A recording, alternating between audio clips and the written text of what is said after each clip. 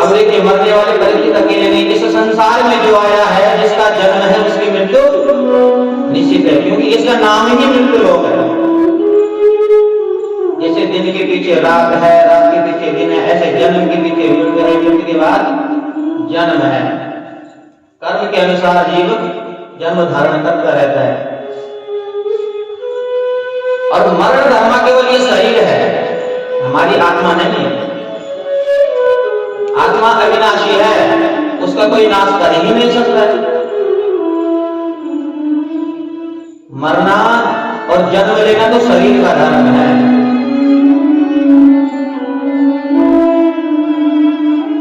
तो जब राजा परीक्षित ने ये प्रश्न किया तो सुखदेव जी ने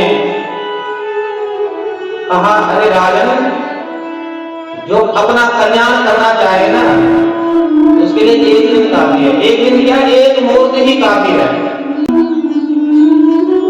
बोले तुम्हारे पास तो 7 दिन है, चिंता मत करो, हम तुम्हारा कल्याण 7 दिन में कर देंगे। और जब सुखदेव जी बोल पड़े, श्री सुकोवाच वैयानी सते प्रश्नः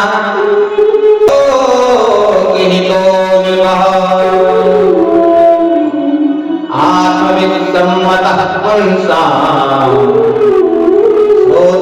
श्रोतव्याजिश्रियः परः।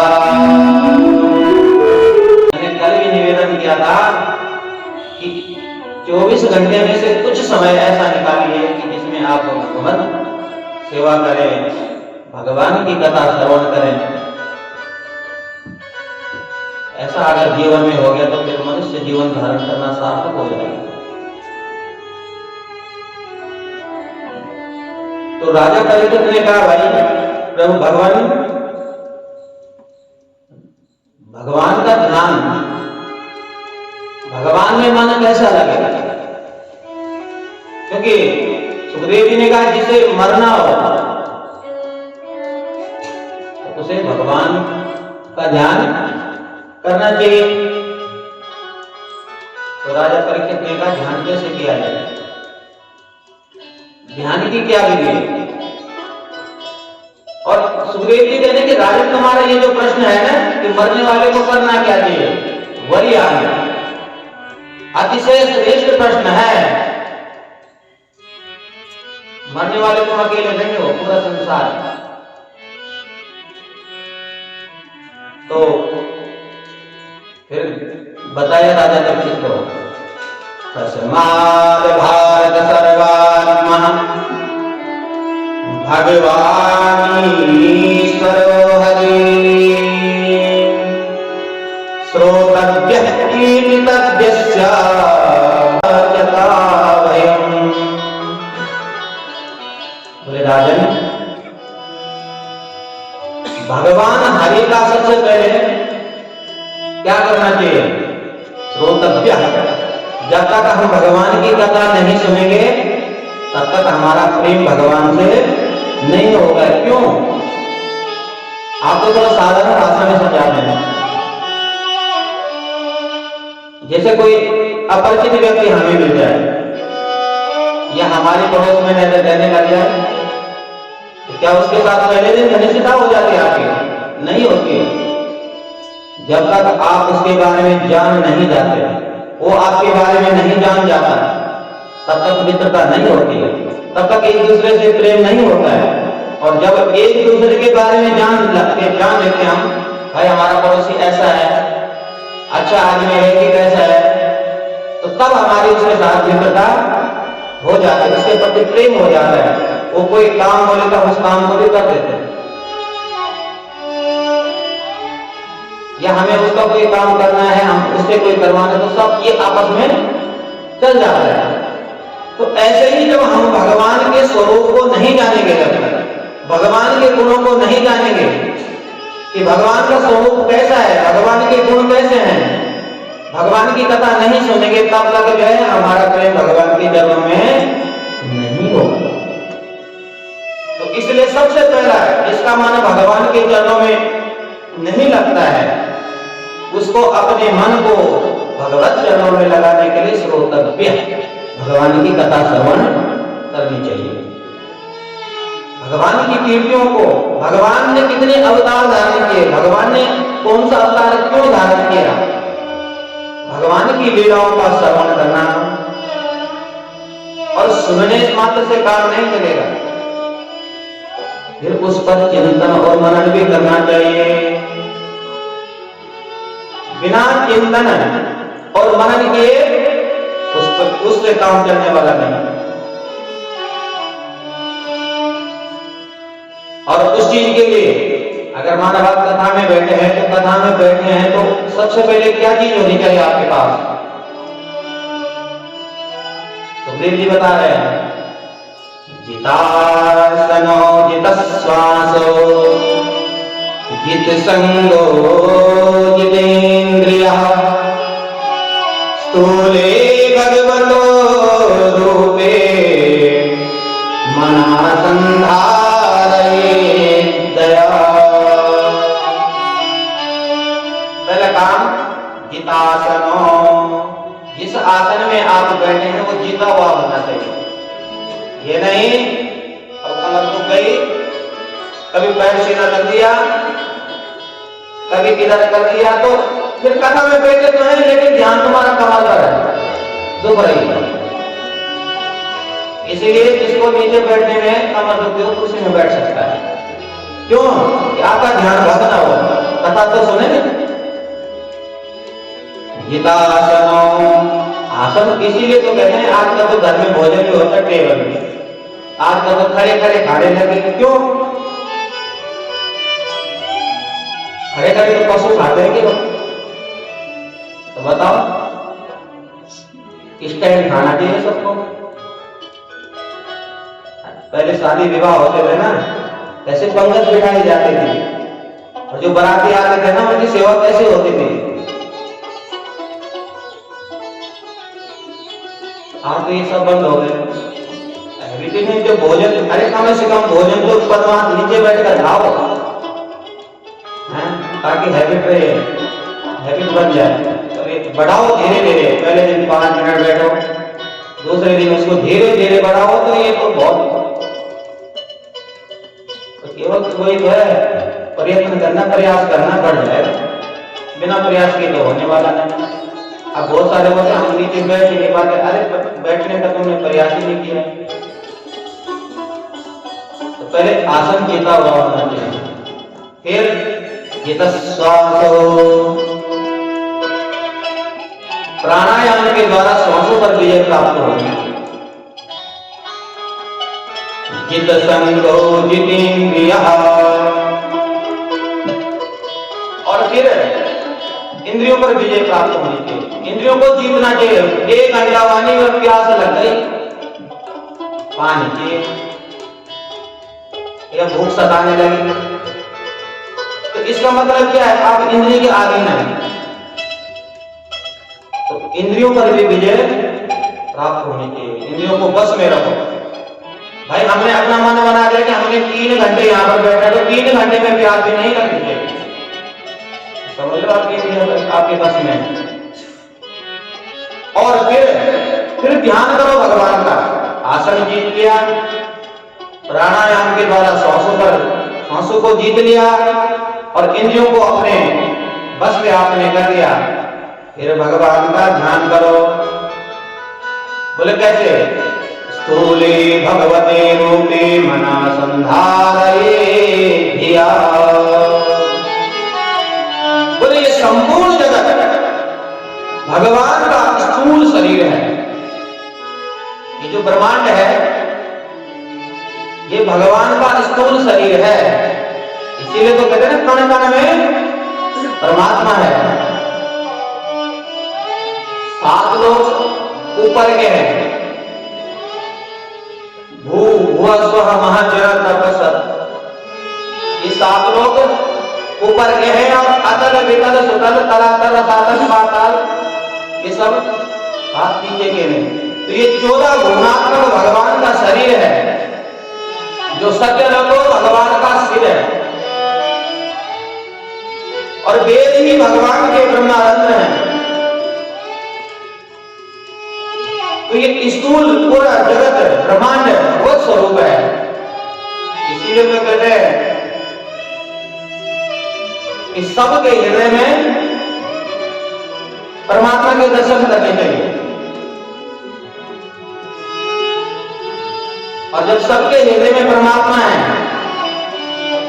तो हम जब किसी का अपमान कर देते हैं, किसी को भला बुरा बोल देते हैं, तो किसका अपमान हो रहा है? जब सबके हृदय में भगवान है तो अपमान किसका कर रहे हो आप? इस चीज का भी ज्ञान होना चाहिए। बात यह है कि जो व्यवहार हमें अपने लिए अच्छा न लगे वो दूसरे के लिए मत करो। अब हमें तो वो व्यवहार अच्छा नहीं लग रहा, वही व्यवहार हम दूसरे के साथ करना, फिर बड़ा आनंद आ रहा है। तो ऐसा जीवन में नहीं होना चाहिए। फिर यहां पर सुखदेव जी अलग अलग कामनाओं के लिए अलग अलग देवताओं की उपासना बताई है। बोले भाई जिसे ब्रह्म तेज की इच्छा हो उसे देवताओं के गुरु बृहस्पति की उपासना करनी चाहिए। और जिसे अपनी इंद्रियां को बल देना हो उसे इंद्र की उपासना करनी चाहिए। और पति पत्नी में झगड़ा ना हो, प्रेम बना रहे, उसे मां पार्वती की उपासना करनी चाहिए। और विद्या कामास्तु गिरीशाम, जिसे विद्या चाहिए उसे भगवान शंकर की उपासना करनी चाहिए।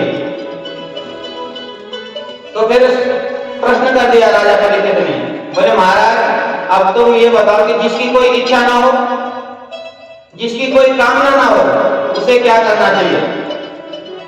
तो सुखदेव जी कहते हैं अकामो सर्व कामो वह मोक्ष काम उदारते तीव्रेण भक्ति योगेन यजेता पुरुषं परम। बोले भाई चाहे तुम्हारी कोई कामना है चाहे नहीं है, फिर भी आपको उस परम पुरुष नारायण की भक्ति तो करनी ही पड़ेगी। अकामो सर्व कामो, चाहे कामना है चाहे नहीं है, फिर भी आपका धर्म है। क्यों? कि हमारे ऊपर भगवत प्रेम है।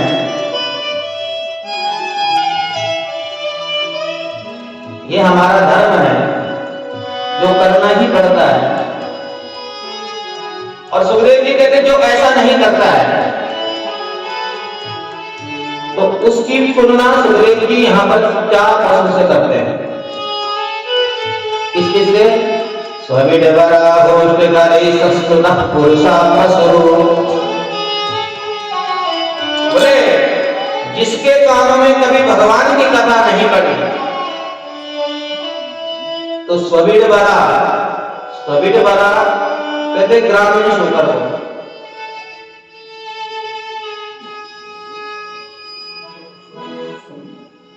ग्रामीण शोकर को कहते हैं स्वविडवरा। बोले वो जीव उसकी तरह है, जहां मिल जाए जैसा मिल जाए वहीं मुंह मार देता है। जो अवश्य का भी भक्षण करता है और वही जहां जैसा मिल जाए ये थोड़ी लेता है हम मुंह मारने की नहीं। बोले ऐसा जीव कोई है तो उसकी तुलना उससे की गई है। बोले जो बार बार में झगड़ जाते हैं उसकी तुलना कुत्ते से की है। और बोले जिसके अंदर, जिसके जीवन में मैं लगा हुआ और अहंकार के कारण सिर ऊपर उठा के चलता है उसकी तुलना ऊंट से की गई।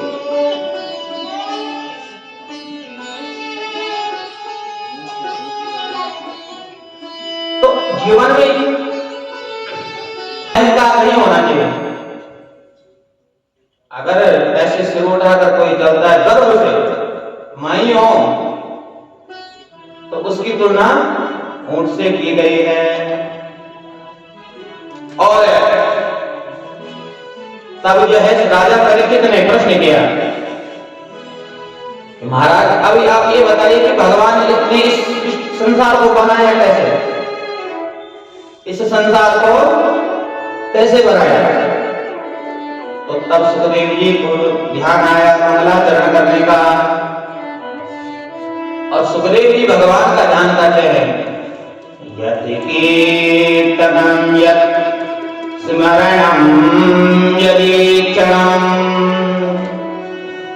यद् वन्दनम यत् श्रवणम यदर्हणम लोकस्य सत्यो विदनोति कल्मषम् तस्मै सुभगवते नमो नमः। सुखदेव जी ध्यान करते हैं भगवान नारायण का। बोले जिनका कीर्तन करने से, जिनका स्मरण करने से, जिनका दर्शन करने से, जिनका बंधन करने से और जिनकी कथा श्रवण करने से जीवों के पाप तत्काल समाप्त हो जाते हैं, ऐसे परम पुरुष को मैं प्रणाम करता हूँ। तपस्विनो दान परा यशस्विनो मनस्विनो मंत्रविदः सुमंगलः क्षेमं न विदन्ति विना यदर्पणम्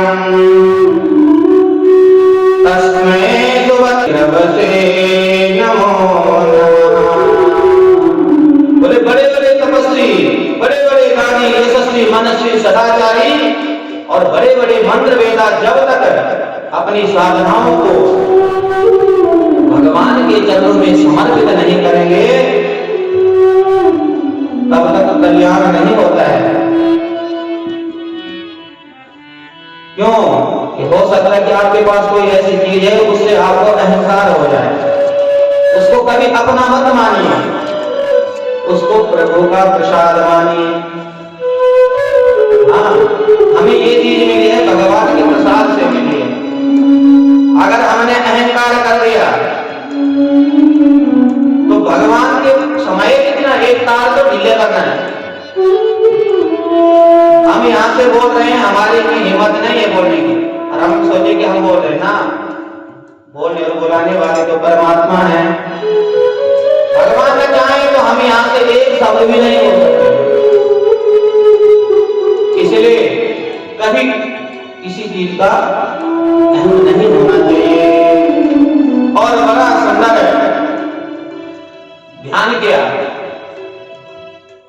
तो तब सुखदेव जी ने कहा कि किसी प्रकार का प्रश्न एक समय नारद जी ने ब्रह्म जी को पूछा था, और क्योंकि ब्रह्मा जी ध्यान कर रहे थे, नारद जी ने देखा, क्योंकि नारद जी को तो ये पता था कि सृष्टि मेरे पिताजी ब्रह्मा जी नहीं की है, फिर ये ध्यान किसका कर रहे हैं, पूछ लिया। यदि विज्ञानो यदाधारो यत्परस्त्वं यदात्मकम् एकासृजसि भूतानि भूतेरेवात्ममायया। बोले पिताजी आपको ये ज्ञान कहां से आया ध्यान विधि का?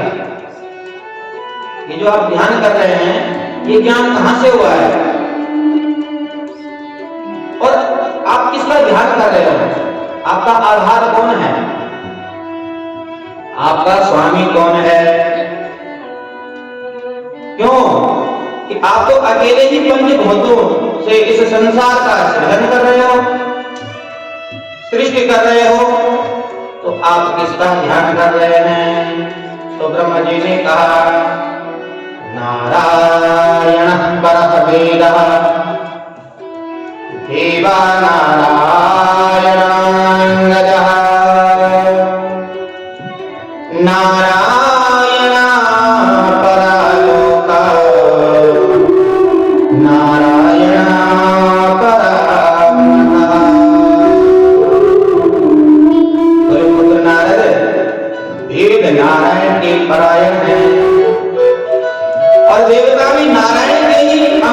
कल्पित हैं, इसलिए नारायण परो योगो नारायणं परं तपः नारायणं परं ज्ञानं नारायणं परं गतिः। इसलिए नारायण ही परम योग है, योगी भी नारायण है, और जो तप है वो भी नारायण है, ज्ञान ही नारायण है, और उत्तम गति भी नारायण है। इसलिए मैं भगवान नारायण का ध्यान कर रहा हूं।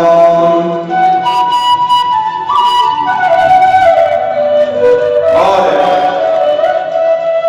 तब नारद जी को ब्रह्मा जी ने कहा कि ये ज्ञान मुझे नारायण से ही प्राप्त हुआ है। श्लोक